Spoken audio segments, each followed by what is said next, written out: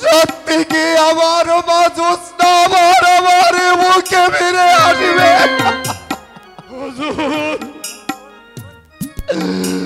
যদি তাই হয় রে কালু, তাহলে আমি আল্লাহ রাসূলের নাম নিয়ে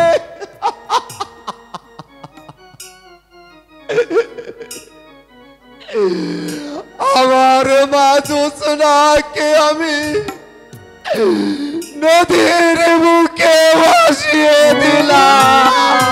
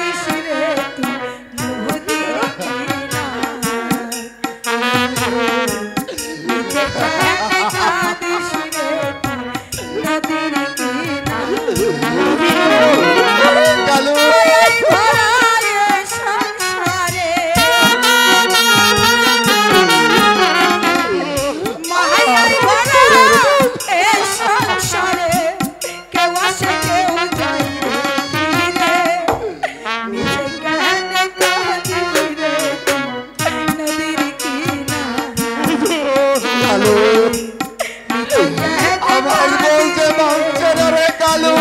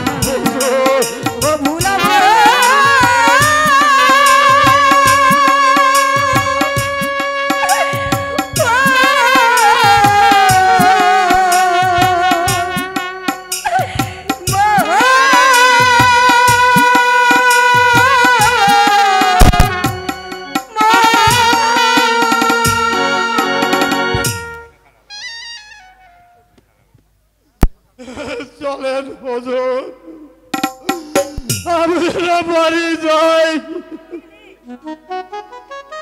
তারা থাকলে আর কি হইব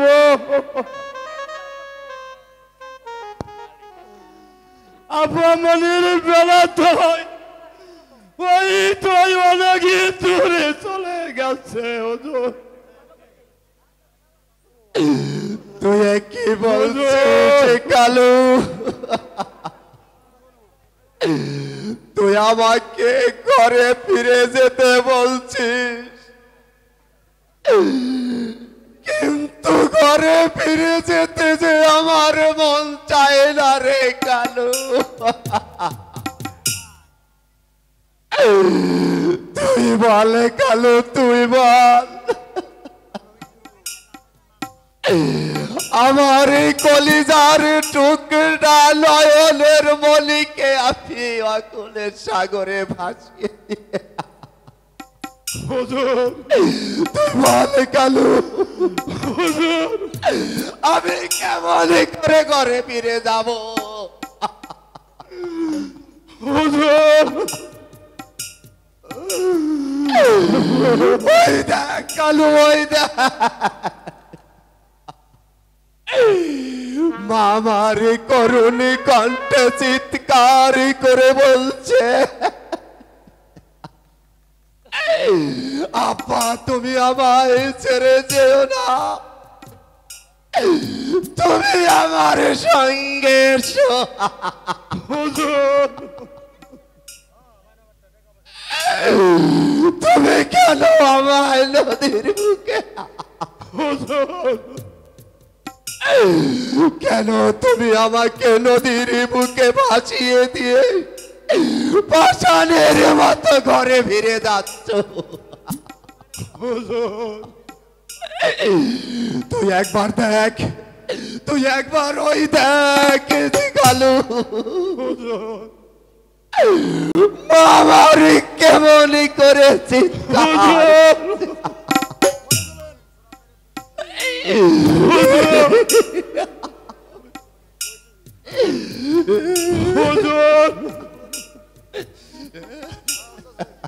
আমি আপনার চাকর হইতে পারি কিন্তু কিন্তু আপামনিকে আমি করে পিড়ে করে মানুষ করেছি হুজুর আল্লাহ দিলে আপামনি ভালো হয়ে আসবে হুজুর ভালো হয়ে আসবে হুজুর ভালো হয়ে আসবে আরে কালু হ্যাঁ আয়াত মতের মালিক তো শুধু ওই আল্লাহ হুজুর ওই সর্বশক্তিমান আল্লাহ আমার মাকে দেখবে হুজুর তুই চল আমি আর কাঁদব না তুই আমাকে ঘরে নিয়ে যা চলুন হুজুর চলুন আল্লাহ তুমি আমার মাঝে চেনার সহায় থেকে সহায় থেকে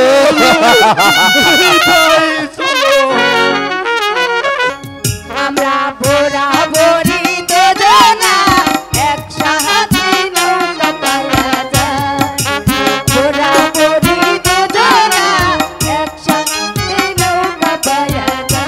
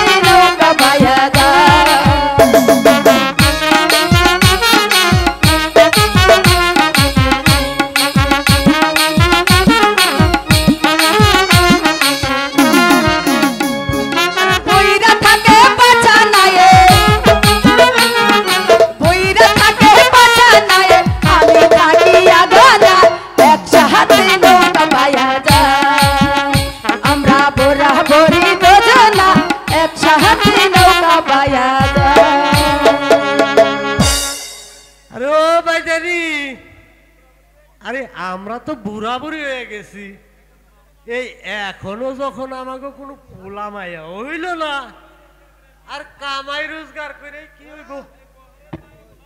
আরে এই আমাকে বহরে এই পোলা মায়া গো এই নিজের মনে করে লই, আর আমাকে যা কিছু আছে সব করে দিয়ে যাও। তাই করমনি। আরে ও বাদ্যে, এই বাদ্যে এদিকে এদিকে, তুই সোহাই দেখাস না? আরে ওই যে দেখ গাঙ্গের পানি হ্যাঁ। যাইতেছে বাইটিয়ে, আর ওই যে কলার ভেওয়াটা হ্যাঁ। যাইতেছে উজাইয়ে।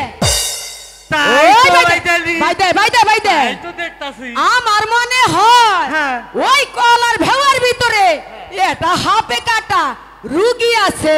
আচ্ছা ভাইজানি, হ্যাঁ? চল একটু আইগিয়ে দেখি ওইটায় কি আছে। আরে বাইদে তুই হাত আর দে। আইগেম দে মা, পানির মধ্যে আইগেম দেবো নাকি? তুই হাত আর দে। আমি তো হাত আর দিব। হাত আর দিয়ে এই পারে চাপা। পারে। আচ্ছা হ্যাঁ। ভাইজানি, আরে তুই কাঁচাতে আরে রাখো দে। কাঁচাকে কাঁচাটাকে দিয়ে আইলো। কাঁচা না দিয়ে পারলে আমি কাঁচা দিয়ে দিই। আচ্ছা ভাইজানি, আমি কাঁচা দিয়ে লইতে আসি।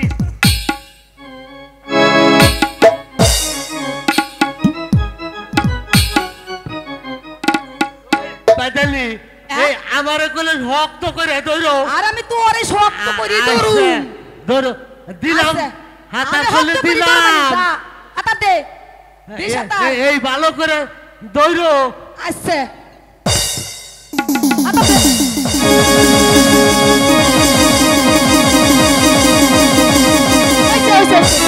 ও বাদ্যে এই যে এটা নু আমি একটু দেখে নই তাহলে। একটু দেখতো ভাইজানি।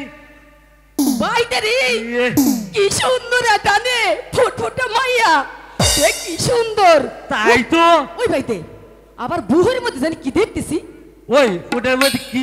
আমি- উঠাও তো ইয়ে, ভাইজানি, একটু উঠাও। আচ্ছা দেখতেছি উঠাও বুহের মধ্যে হাই যে হাতা কাগজ বাইতে ভাইজানি। এই যে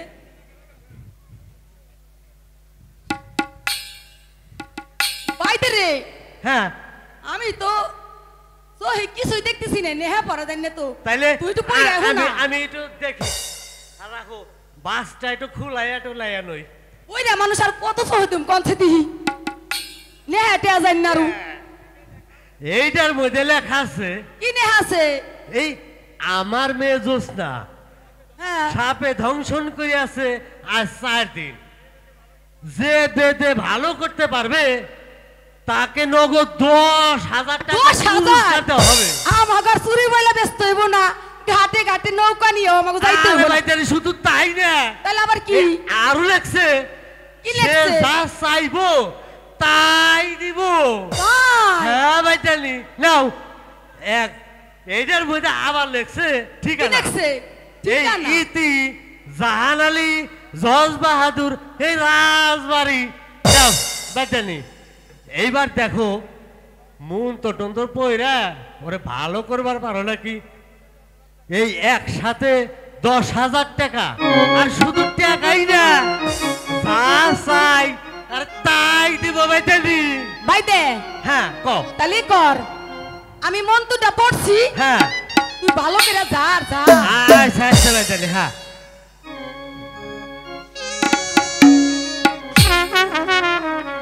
ওরে কি সাপে ধরছিল লাখাই রে, এ তাই ভালো আমারে কি হইল।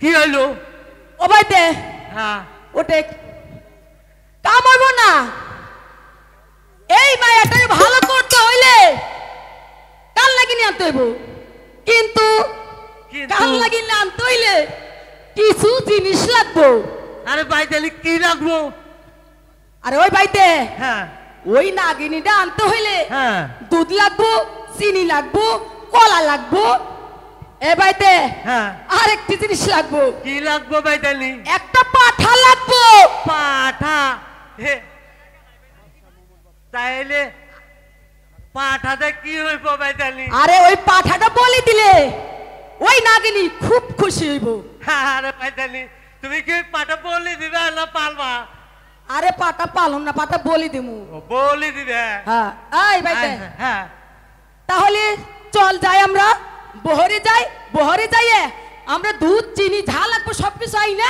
হ্যাঁ। তারপরে নাগিনী তাই চল বাইতালি ওরে লইয়া যাই পরিচালন নানু পরিচালন দে তাড়াতাড়ি নিয়ে নে। পরিচালন দিয়ে তারপরে ওরে ভালো করন যাইব আরে ভালো করলেই তো এই মায়াটা আমাকে পোলা পান নাই বুঝছেন এই মেয়েটারে ভালো করা পারলে এই ভাই দে তোরে কইব দাদা দাদা।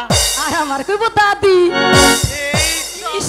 শান্তি অনেক আর শান্তি। সব দুঃখ ভুলে যাবানি তাহলে চলো আমরা বহরে যাই নিয়ে চলো নিয়ে চলো নিয়ে চলি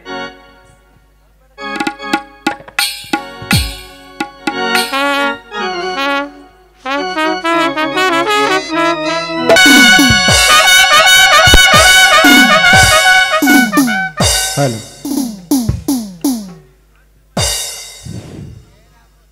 রাজ্যময় কি এক অশান্তির অগ্নিশিখা ধাও ধাও করে জ্বলে উঠছে উজির সাহেব আমি যে এর কোনো কারণে বুঝে উঠতে পারছি না আজ আমার শত শত গরিব প্রজাগণ ক্ষুধার জ্বালায় হাহাকার রব তুলেছে হাজার হাজার মন খাদ্য দ্রব্য তাহলে কি সমানভাবে বন্টন করা হয়নি যথাদেশ জাহাপনা যথাদেশ খাদ্যদ্রব্যই শুধু নয় বন্য দুর্গত এলাকায় পূর্ণ বাসস্থান নির্মাণ করার জন্য দেওয়া হয়েছে তাতে করে সম্পূর্ণ দুঃখ মোচন করা যায়নি জাহাপনা 30,000 বাড়িঘর প্রায় ক্ষতিগ্রস্ত তাতে করে সামান্য কিছুটা অভাব দূর হয়েছে জনাব আমার রাজ ভান্ডারে এত সব ধন দৌলত থাকতে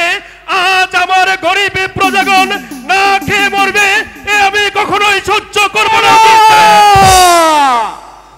উজির সাহেব 3.5 লক্ষ কম্বল আমার গরিব প্রজাদের মাধ্যমে বিতরণ করে দেওয়ার জন্য বলে দিন মুন্সিজি আদেশ করুন জাহাপনা গুলাম আপনার সম্মুখে দণ্ডায়মান যাও এই মুহূর্তে সেনাগার হতে সেনাপতি রাজ্জাককে রাজ দরবারে পাঠিয়ে দাও যথাদেশ জাহাপনা যথাদেশ শুনুন উজির সাহেব জনাব সারা রাজ্য রাজ্যময় চাষিদের চাষাবাদ করার জন্য প্রয়োজনীয় সকল সুযোগ সুবিধা করে দিন, যাতে করে আমার এই বঙ্গরাজ্যে কোনো প্রতিটি জমিন চাষাবাদের বাকি না থাকে। সেদিকে বিশেষ যথাদেশ যাপনা, যথাদেশ। আদেশ করুন জাহাপনা। আমাকে স্মরণ করেছে? শুনুন সেনাপতি সাহেব, বন্যা দুর্গত এলাকায় আপনার বাহিনী নিয়ে চলে যান, যাতে করে আমার এই বঙ্গরাজ্যের গরিব প্রজাগণ অভাব অনটনের কবলে পড়ে প্রাণ না হারায়। সেদিকে আপনি বিশেষ নজর রাখবেন। আপনার আদেশ আমার শিরোধার্য জাহাপনা। আর খাদ্যদ্রব্যগুলি আপনি নিজ হাতে আমার গরিব প্রজাদের মাধ্যমে বিতরণ করে দিবেন। যথাদেশ জাহাপনা, যথাদেশ। শুনুন সেনাপতি সাহেব, আজই 10,000 সৈন্যবাহিনী নিয়ে আমার বঙ্গরাজ্যের ক্ষতিগ্রস্ত প্রজাদের সাহায্যার্থে ঝাঁপিয়ে পড়ুন। তাই যাচ্ছি জাহাপনা, তাই যাচ্ছি। আপনি যখন হুকুম করেছেন এই মুহূর্তে চলে যাব উল্কার ভেবে ওই বন্যা দুর্গত এলাকায় তাদের মাঝে ঝাঁপিয়ে পড়বো। সমস্ত খাবার আমি নিজ হাতে বিলি করে দিয়ে আসবো জাহাপনা, নিজ হাতে বিলি করে দিয়ে আসবো জাহাপনা, নিজ হাতে বিলি করে দিয়ে আসবো। উজির সাহেব বলুন জনাব। 10টা নয়, 5টা নয়, একমাত্র পুত্র আনোয়ার হোসেনকে যুদ্ধবিদ্যা ও বিদ্যা অর্জনের জন্য অতুলনীয় করে গড়ে তুলতে চাই। সেই সাথে আপনার পুত্র মোবারক হোসেনকেও মনের মতো করে গড়ে তুলতে চাই। কেননা আমাদের পরে যাতে করে এই বঙ্গ রাজ্যটাকে ওরা সুন্দর সুষ্ঠুভাবে পরিচালনা করতে পারে, কোনো অপশক্তি এসে পরাস্ত না করতে পারে। আপনার ইচ্ছায় আমার ইচ্ছা জনাব, আর আপনার ইচ্ছায় আমার ইচ্ছা। আরো শুনেন উজির সাহেব, হ্যাঁ, বলুন জনাব। শুধুমাত্র আমার আপনার পুত্রকেই সুশিক্ষায় শিক্ষিত করে গড়ে তুললেই চলবে না, আমার এই বঙ্গরাজ্যের গরিব চাষিদের ছেলে মেয়েদেরকেও সুশিক্ষায় শিক্ষিত করে গড়ে তুলতে হবে। তাহলেই এ রাজ্যের অভাব মোচন হবে। আর আনোয়ার ও মোবারকের যুদ্ধ বিদ্যা শিক্ষার জন্য আমাদের প্রাক্তন সেনাপতিকে নিযুক্ত করুন। আপনার আদেশ পালন করার জন্যই আমি এক্ষুনি যাচ্ছি জনাব। আপনার আদেশ পালন করার জন্যই আমি এক্ষুনি যাচ্ছি জনাব। রাজ্যের কালিমা মুছতে হলে চাই প্রতিটি নাগরিককেই সুশিক্ষায় শিক্ষিত করে গড়ে তোলা। তাহলেই সব কিছু সমাধান করা যাবে। তখন আর কেউ না খেয়ে ধুকে ধুকে মরবে না, আমার এই বঙ্গরাজ্যটাও সুন্দর সুষ্ঠুভাবে চলবে। জাহাপনা, ভাইজান আপনাকে এতগুলো চিঠি পাঠিয়েছে, আপনি বলেননি কেন? তোমার কথাটা আমি ঠিক বুঝতে পারলাম না রানী, ভেঙে বলো তো কি হয়েছে। আজ হতে 7 বছর আগে ভাইজানের একমাত্র কন্যা সর্পে দংশনে মারা গিয়েছে। চিঠিতে তিনি আরো লিখেছেন, আপনার কাছে বহু পত্র দিয়েও তার কোনো জবাব পাননি। 2-1 বছর যাবত আপনি যোগাযোগ রাখতেই ভুলে গেছেন।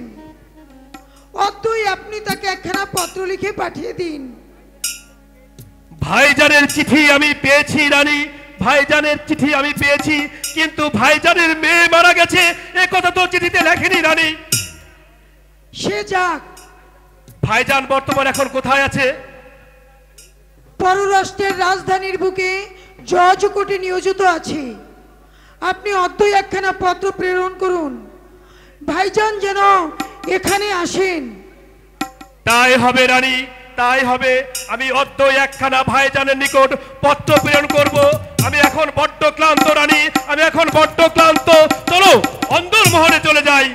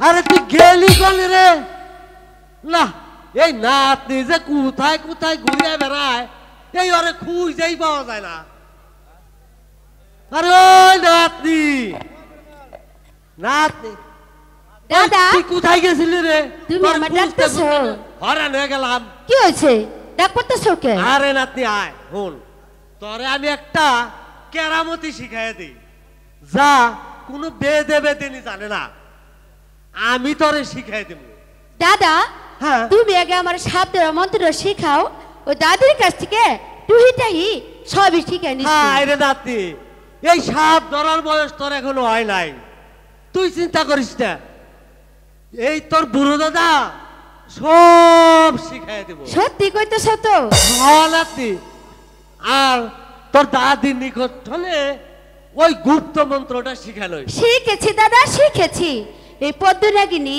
এই কালনাগিনী এই গুপ্পুরের কামড় আর ইন্দ্রের কামড় ছাড়া অনেক কিছু শিখছি তাইলে তো আমার আর কোনো চিন্তা নাই নাতনি এই নাতনি রে সবার চাইতে ভালো একটা পাত্র দেখে এই বিয়ে দিয়ে পারবো দাদা হায় তুমি কি হায় রে নাতনি এই তোর রূপ দেখলে ওই রাজকুমারও পাগল হয়ে যাইব হ্যাঁ দুঃখে মরি নাতনি এই যদি বয়সের কালে তোরে পাইতাম এই একদিনে বন্তর টন্তর পইরে এই আমি পাগল হইয়া বুঝছা আমি তোরে জাদু টুনা কইরে না মানে কি? রাখ আরে বইদা তোমার যে কি আরে শখ আরে ওই আ? আমা করস কে কে দাদির নিকট কিন্তু কইয়া দিমু হ্যাঁ হ তুই দাদির নিকট কয়ে দিবি হ ও দাদা দাদির কাছে কিছুই কমু না হ্যাঁ। যদি তুমি আমারে ওই মেলাইতে নিয়ে যাও বেলায় হ্যাঁ মেলায় ঠিক আছে দাদা তাহলে তুমি আমার চুরি কিনা দিবা তো চুরি হ দাদা আরে খালি চুরি কে তোরে আরো কিছু কিনে দিমু সত্যি কইতেছ আরে হত্তি সত্যি? তিন হত্তি ওই আমার শেরদা তুমি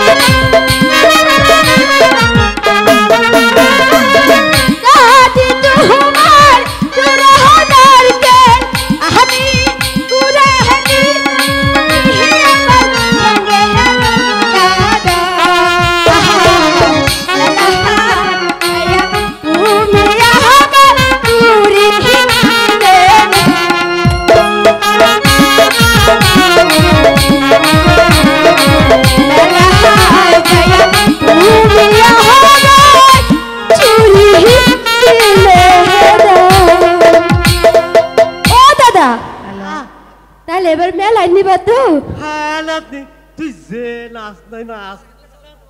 কে দাদা তোমার আবার কি হলো? আরে তো নাচ না দেখলে সবাই চেয়ে থাকবো। আমার তো তখন কি 7-5-7 এই বুড়ো তোমার 7-5টা আমি এখানে দেখাইতাছি। আরে ও দাদি দাদি নাতি কান দিকে কি হইছে? ওই নাতি কি হইছে? ও দাদি হ্যাঁ তোমার বুড়া না খালি আমার হাতে রসিকতা করে। ওই বুইরে এই নাতি নাতি কিসের রসিকতা কস? আরে রাখো কি রসিকতা কইলাম আবার। ওই ওই নাতনি আমি না ওই হুন হুন আমি কি রসিকতা করলাম তোর সাথে? কে হ্যাঁ। তুমি কেবলই কইলে তুমি আমার জাদু মন্ত্র দিয়া একবার বস করে তোমার কইরা নিবা কওরা তুমি বাইদালি এই নাতি দাদি তোমার বুড়া আর কি কইছে জানো? আর কি কইছে? তোমার বুড়া কইছে তো দাদি এখন বুড়ো হয়ে গেছে আর চলে না। সর্বনাশ আমার খেতার এই বুইরে হ্যাঁ তুই তো বিলাত দিছাস আমার নাতিনের। না। আর আমি বুইরাই গেছি। আরে না ওই বুড়া। হোসেন আমি বুইরাই গেছি আমার বিয়ে করব না কে ওই কোন না কে কথা বিয়ে করবেন? দেখছো ওই বুইরে, এ আমার বুড়া কত মানুষ বিয়ে করবে ওই আপনার কি সব এ পাগল দাদি হয়ে গেছে নাকি? তোমরা যে হ্যাঁ এই ঝগড়াঝাটি দুই না আমাদের করে- বিয়ে করবার চান। হ্যাঁ আরে ও দাদা তোমরা ঝগড়াঝাটি না করে হ্যাঁ। এবার আমার শব্দের মন্ত্র শিখাও। তোমার কিছু হিয়াই নাই। না দাদি তোমার বুড়া আমার কিছুই শেখায় নাই। তুমি রসিকতা খালো? ছাড়া কি জানে? তুমি খালি পারো নাতিনের হাতে রশি ঢঙের কথা না?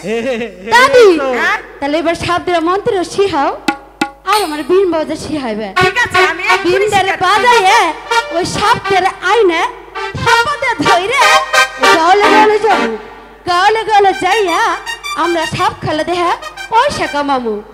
এই নাতনি কি? তাহলে আমি নে তোরে শিখাচ্ছি তুই ভালো করে দেখিস তো। আচ্ছা দাদি তুমি আমার শিখাই দাও।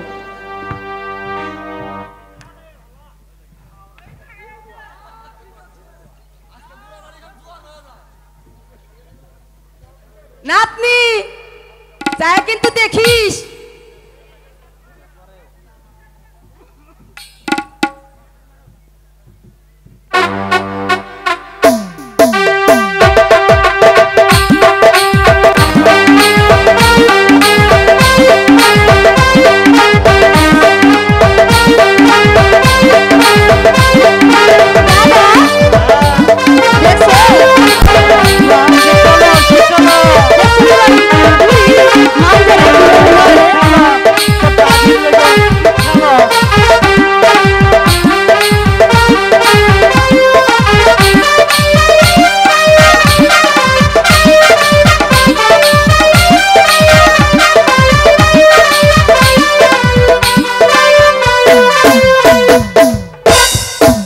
বাবা ও দাদি তুমি বয়সকালে না জানি কি আসলে কত ছেড়া তোমার পিছে পিছে ঘুরছে তাই না দাদি?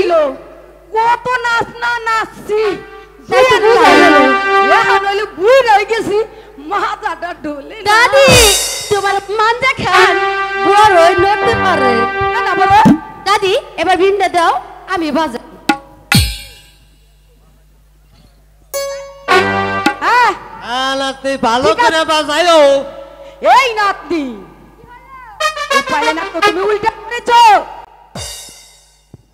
ও দাদি তোমার চোখ দিয়ে এখন অনেক আলো আছে দাও, তাহলে এবার দেখো।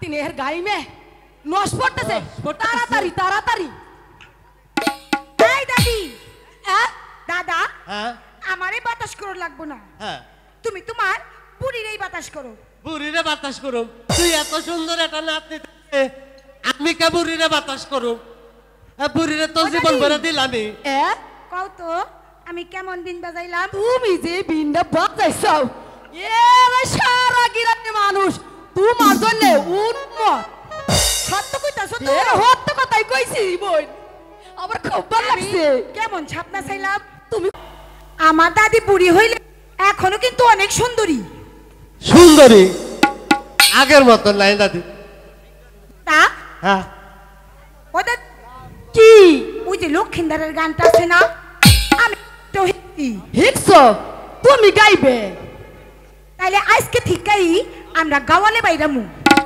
ঠিক আছে তাহলে আমরা গাওলে যামু সাপ খেলা দেখাইয়া সবার কাছে থেকে পয়সা লমু আরে নাতনি এই গাওয়ালে কেনা কেনা দেবে কেন আমার দাদি আর আমি হায় হায় যদি রাস্তায় কিছু হয় আমি তো শেষ। দাদি দাদা কয় কি কি কয় কয় রাস্তায় যদি আবার কিছু হয় আরে না আমরা কি কম নাকি আরে বুড়ি তুমি বুঝো না এই কত কত কিছু আছে যদি আমার নাতনির দিকে একটু চোখ লাগায় ওই না নাতনি তাইলে কি করবি নি এই নু চলো যাই গে দাদি হ্যাঁ তাইলে চলো। চলো যাই